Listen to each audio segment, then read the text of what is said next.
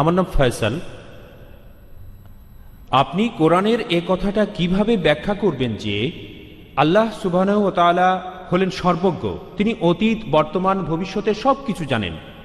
তাহলে কোরআনের আগে অন্য গ্রন্থ পাঠালেন কেন? শুধু কোরআনকেই পাঠালেন না কেন?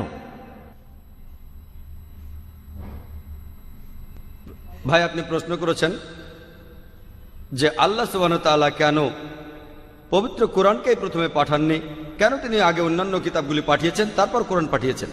যেন আমাকে প্রশ্ন করলেন কেন আমি প্রথমে ডাক্তারি পড়াশোনা করিনি, কেন আমি প্রথমে ক্লাস 1, 2, 3 পাস করে তারপর ডাক্তারি পড়তে গেছি।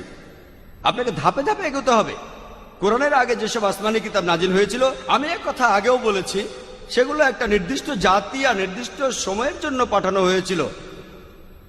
পবিত্র কোরআন নাজিল হয়েছে সমগ্র মানব জাতির জন্য, আর কোরআনের নির্দেশ পৃথিবীতে থাকবে চিরদিনের জন্য। সেজন্য আগের আসমানি কিতাবগুলি সেই সময়ের জন্য। আল্লাহ ঠিকই ভেবেছিলেন, তিনি সবকিছু জানেন, তিনি জানতেন কখন আসমানি কিতাব পাঠাতে হবে। এমন নয় যে আরো আগেই পাঠাতেন। যেমন একজন টিচার জানেন ছাত্রকে কতখানি পড়াতে হবে, এর বেশি পড়ানোর দরকার নেই। তাই আল্লাহ ঠিক করেছেন মানুষ এখন সেই স্তরে উঠতে পেরেছে যাতে তাদের উপর চূড়ান্ত কিতাব নাজিল করা যায়।